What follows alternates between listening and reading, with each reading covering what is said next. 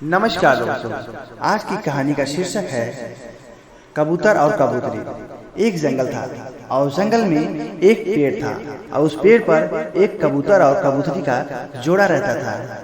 दोनों सुबह सुबह ही दाने की खोज में कहीं दूर उड़ जाते थे और संध्या के आगमन के साथ ही वे वापस अपने घोंसले में लौट आते थे। इस तरह उनका जीवन बड़े ही आनंद से गुजर रहा था। एक बार एक शिकारी ने कबूतर और कबूतरी के इस सुंदर जोड़े को देखा और उसको देखते ही उसके मन में लालच का भाव पैदा हो गया और वह सोचने लगा कि इनका मांस खाने के बाद कितना मजा आएगा, कितना स्वादिष्ट इनका मांस होगा। यह सोचकर वह शिकारी वहां से चला गया और अगले 2 दिन बाद वो फिर उसी जंगल में आया और अपने साथ एक बड़ा सा जाल ले आया।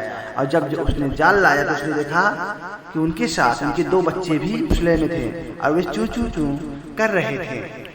पहले तो उसके मन में आया कि इनके 2 बच्चे भी हैं तो इनको छोड़ दिया जाए, परंतु उसके मन का जो लालच था वह उसके अंतरात्मा पर भारी पड़ गया और वह चावल के कुछ दानों को जमीन में बिछाकर उसके नीचे जाल छिपा कर रख देता है। और जैसे ही चावल के दानों को कबूतर और कबूतरी देखते हैं वे लालच में आते हैं और दाना बिनने के लिए जाकर उस पर बैठ जाते हैं। जैसे ही वे उस पर बैठते हैं और दोनों जाल में फंस जाते हैं। उन दोनों को जाल में फंसा देखकर शिकारी अपने छिपे हुए स्थान से बाहर निकलता है और दोनों को पकड़ लेता है और पकड़कर अपने घर ले जाता है और घर पे ले जाकर वो उन्हें एक पिंजरे में बंद कर देता है और स्वयं उनको मारकर खाने के लिए सामान का इंतजाम करने के लिए कहीं चला जाता है।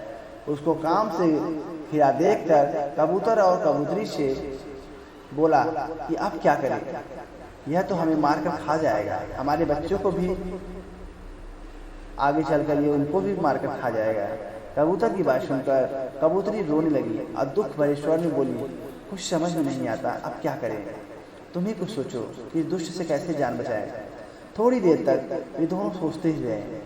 तब अचानक से कबूतर ने कबूतरी से बोला, सुनो, एक तरकीब लगाते हैं। मैं और तुम दोनों इस पिंजरे में इस तरह गिर जाते हैं जैसे कि हम मरे हुए हैं। जैसे ही वो दोनों को मरा हुआ देखेगा तो उसे लगेगा कि ये मरे हुए हैं और उन्हें वो बाहर निकालेगा और जैसे ही वो हमें बाहर निकालेगा हम उड़ जाएंगे। कबूतर की बात सुनकर कबूतरी बोली, तुम ठीक कहते हो, हम ऐसा ही करेंगे। इसके बाद कबूतर और कबूतरी ने जैसे ही शिकारी को आते हुए देखा वो पिंजरे में अचेत लेट जाते हैं और अपनी सांस भी रोक लेते हैं। उनको मरा हुआ देखकर शिकारी को बड़ा ही आश्चर्य हुआ, वो सोच में पड़ गया।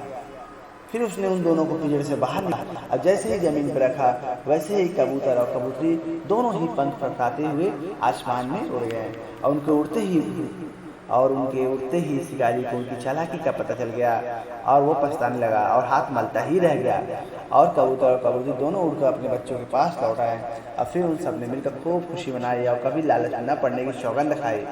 तो प्यारे बच्चों, ये थी आज की स्टोरी। इस आज की स्टोरी की सीख यही है कि कभी भी लालच नहीं करना चाहिए और कितनी भी मुसीबत आ जाए कभी भी अपना धैर्य और साहस को नहीं खोना चाहिए, बल्कि ऐसे समय में चतुराई से काम लेना चाहिए। और चतुराई से अगर आप काम लेते हैं तो निश्चित ही